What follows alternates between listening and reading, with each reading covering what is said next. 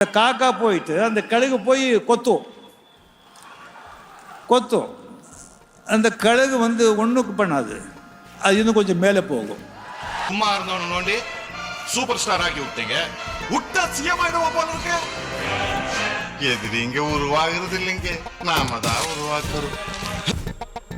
C Joseph Vijay எனும் நான் வந்திருக்கிற இடம் சூப்பர். பட்டைய கலப்பலாம். நம்ம யாருன்றது முக்கியம் இல்ல, நம்மளால என்ன முடியும்ன்றத முக்கியம். அடி தர்ற வலியை விட பயம் தர்ற வலி தான் பெருசு. நான் ஒதுங்கி நிற்கிறேன். எனக்கு இருக்கிற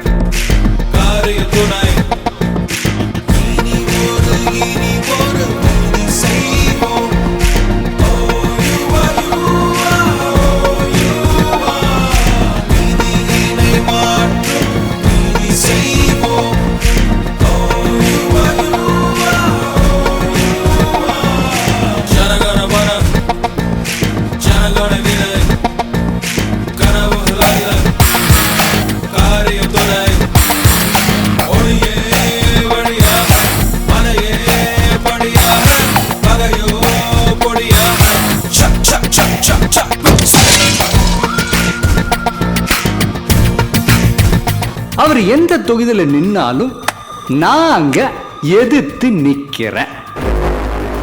அந்த பிராண்ட நான் கிழின்னு கிழிச்சு காட்டுறியா?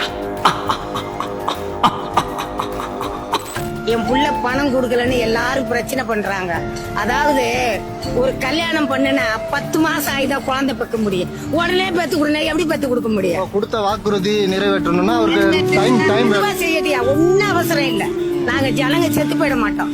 இவ்வளவு நாள் அவர் ஆட்சி வராதுக்கு முன்ன எப்படி இருந்தோமோ அப்படியே இருப்போம். எங்களுக்கு அந்த பணத்தை பத்தி பெரிய பிரச்சனையே கிடையாது.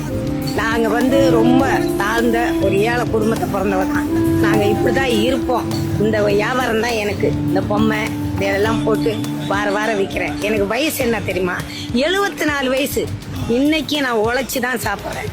எவங்கிட்டையும் நான் கையேந்தி எனக்கு 10 ரூபா கொடுன்னு நான் கேட்கல. என் உழைப்பை வச்சு என் பிள்ளைக்கு அவன் வீட்டுக்காரன் திடீர்னு தூக்கு மாட்டிட்டு செத்துட்டான். அவன் செத்துட்ட ஒருபாடு இந்த பிள்ளைங்களை காப்பாத்திட்டு இந்த பொண்ணையும் காப்பாத்திட்டு ஆட்சி மாற்றம் ஏற்பட்டு ஆட்சி மாற்றம் இருக்கு. இனிமேதான் ஏன் நல்லா இருக்கும் நாடு.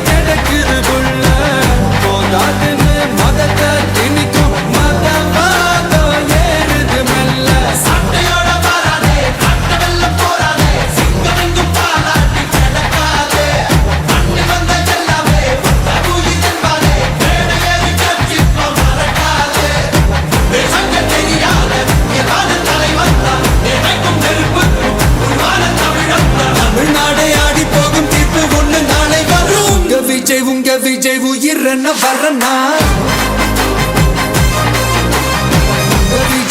விஜய் எளியவன் குரல்னா விஜய் தனியார் இல்ல கடல்னா விஜய் எளியவன் குரல்னா விஜய் தனியார் இல்ல கடல்னா மக்கள் தானே மன்னர்களை உனக்கு காட்ட வரனா